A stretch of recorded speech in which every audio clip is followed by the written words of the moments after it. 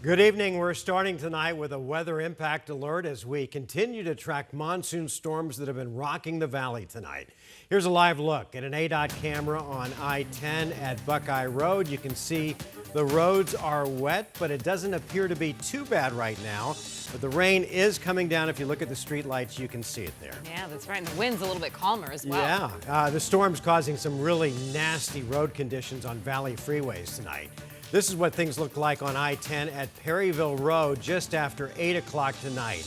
And a much different situation, the wind blowing, the rain coming down, the rain almost blowing in sheets across the road, making for very difficult driving conditions. Now, these storms also brought some dust to the valley earlier today. During the 6 o'clock hour, we saw some thick clouds there and the dust rolling into the East Valley. 12 News journalist Chase Golightly was giving us live coverage right in the middle of it.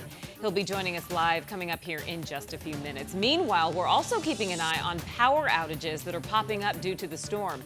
APS is reporting over 8,000 customers without power. Most of them are in the Buckeye area. Meanwhile, SRP is reporting about 1,200 outages, mainly in the West Valley. Good evening and thanks so much for joining us. For 12 News at 10, I'm Kariba Devine. I'm Mark Curtis. Let's get you right to your weather impact forecast as we track where the storms are right now. Meteorologist Chris Dunn, who has had a busy night, joins us. And Chris, a lot of active storms throughout the evening. What are you seeing right now? Yeah, most of the action has been on the west side, at least for the heaviest of the rain. There was a couple of spots just south of Goodyear and between Goodyear and Buckeye with over an inch of rain. Officially at Sky Harbor, so far, we've had 1,200s and it's still raining. And look, it is 78 degrees, but more impressive, look at the dew point temperature, 73. This is about as humid as it ever gets in the desert. A 73-degree dew point with a relative humidity at 84%. It's not always a dry heat. Here's what's going on. Earlier today, we had the storms all around the state and all around the valley. Now everything is as we expected. It's kind of converged on the valley, and it's still going on. We have pockets of light to occasional moderate rain and a couple of lightning strikes here showing up in the East Valley, but by far most of the heavy stuff has been out here, Buckeye and in the Goodyear area on the far west side. Flash flood warning continues until 11:15. That's for the South Goodyear area. For this zone right here, just south of Buckeye, here are the Estrella Mountains right there. So that is still going on. We've had reports of some flooding and some stranded vehicles there. Flood advisory just north of there, including the White Tank Mountains, where there's still rain going on. Santan Valley and the Queen Creek area, you've had a lot of rain early on, and so that prompted this flood advisory. That goes until 10:30 with one spot nearing an inch of rain earlier. And also in northwestern Arizona, some stronger storms north of Lake Havasu moving up through the Kingman area in Mojave County. So just about every corner of the state getting in on this monsoon surge. And as the storms collapsed around us, it sent in gusty winds that kicked up the dust. 48-mile-per-hour gusts at Mesa Gateway Airport, Chandler 46, Scottsdale 46, and a 39-mile-per-hour gust at Sky Harbor. Look at these temperatures right now. 73 in Maricopa, 77 in Scottsdale and Deer Valley and Avondale at 77. And our dew points are in the 70s, so it is really murky and muggy out there. Although our storms will be winding down overnight, very humid. It will be sunny for the 4th of July. Coming up, the Independence Day forecast and some of your viewer photos are just ahead. All right, Chris, thank you. Let's continue our storm coverage with 12 News journalist Chase Golightly. He is joining us live near Val Vista and Queen Creek Road. And Chase, you're probably still shaking out all the dust in your hair because you were right in the middle of that dust storm when it hit earlier south of Gilbert today. Kariba, that's right. I can actually still taste the dust in my mouth even at this moment. And we're in that same exact spot that we were a few hours ago when that dust was really blowing. I even had to throw on goggles just because of how much dust was in the air. But now, hours later, the only thing that we're dealing with is rain. That rain has been coming down steadily here for the past 45 minutes, creating some slick conditions on the roadway here, but totally different than what we saw again a few hours ago. And right after that dust settled, I did speak to some homeowners who told me they have some cleaning up to do. It was a lot of dust. It filled the skies in different parts of the valley.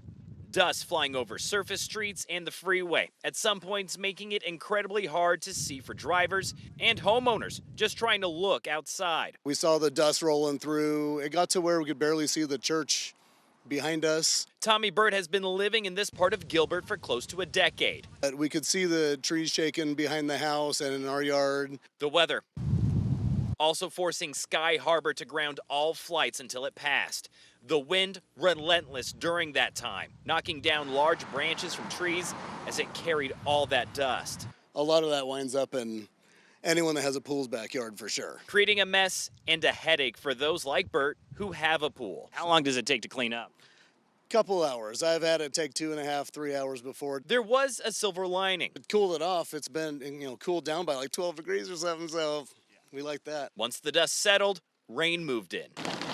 Another silver lining.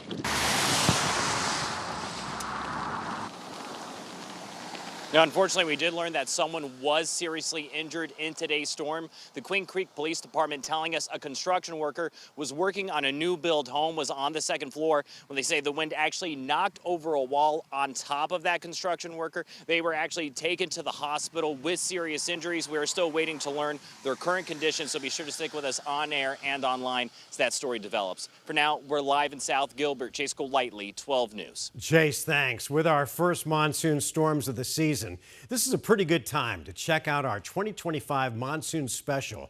It's streaming right now on 12 Plus.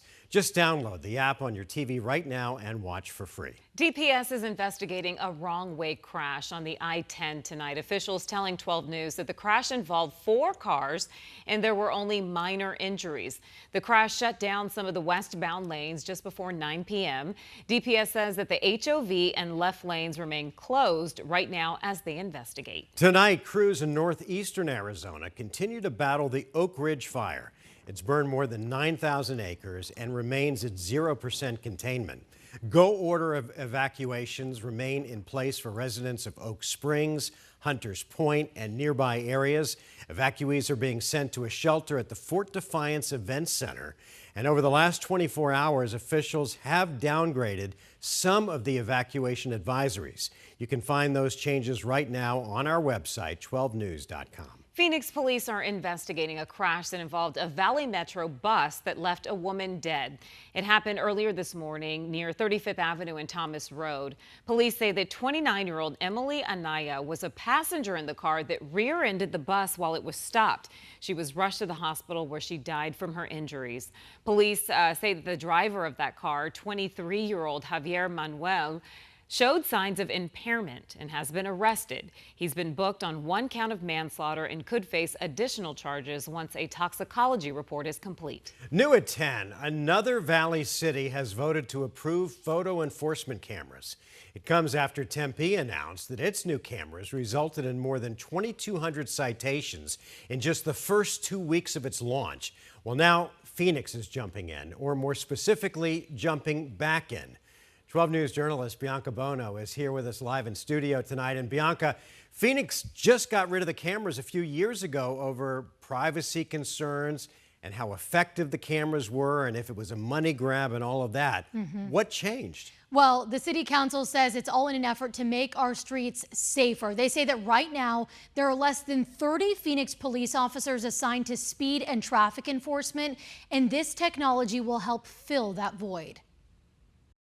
Passes 7-1. The city of Phoenix will soon become home to photo enforcement cameras once again for both red light and speed limit violations. If you're going to make them drive slower, not run those yellow and red lights, there has to be a consequence for the action. The approval comes 6 years after the city council voted to end its camera program, choosing not to extend a contract for its existing red light cameras, which had been in use for years. Now they're authorizing a new $12 million contract with a company called American Traffic Solutions. Phoenix has 28 dedicated motor officers assigned to speed and traffic enforcement, and we have more than 5,000 miles. The program is expected to be operational by early 2026, and the exact locations for the cameras have not yet been announced. But 12 News learning the city is using this data to determine that. It's called the High Injury Network, which maps intersections where the highest number of people have been killed or severely injured. In the most recent report, it identified these 51 intersections with light signals and these 5 without. It's all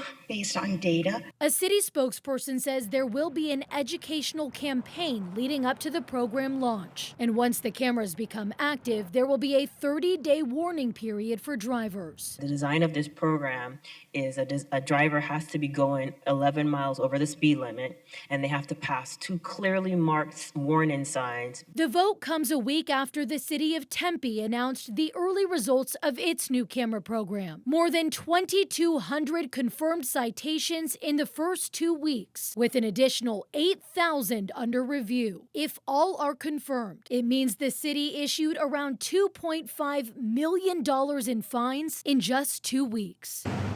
Back to Phoenix, not everyone was on board. Councilwoman Ana Hernandez was the one member to vote no. This is not a solution that will make our streets safer. I also still have many privacy and surveillance concerns. And the city says it plans to look at crash data every 6 months or so to see if these cameras are really making a difference. In Phoenix's previous program, there were 12 red light cameras. The spokesperson I talked to today could not confirm how many there will be this time around. We're live in studio. Bianca Bono, 12 News. All right, Bianca, thank you. Tonight, we're learning more about a fatal road rage shooting in Tempe. It happened yesterday near Priest and Warner Roads. Court documents show that Stephen Bevan approached the car of Dustin Jackson after a traffic dispute. As Bevan approached, Jackson opened the door and allegedly shot him in the chest. He later died at the hospital. There were young kids in both cars at the time. Jackson stayed on the scene and told officers that he was in fear for his life, as well as his daughter, who was in the back seat. Mr. Jackson has asserted that his actions were justified in self-defense. The Form 4 supports that and supports that the other individual, the decedent, was the initial aggressor in this case. Jackson is facing charges of first-degree murder and drive-by shooting. The judge ordered a $1 million secured bond with house arrest if bond is posted. Late last night, the Tempe City Council approved a new ordinance that requires permits for large gatherings in public parks. The new rule applies to anything from family barbecues to charities that are helping the homeless. Now, any groups over 30 people will be required to have a permit or a reservation. The permits typically take at least 60 days to attain, and the city ultimately decides if they'll be granted. Now, the exception, according to the city, would be spontaneous protests, which are exempt from permit requirements.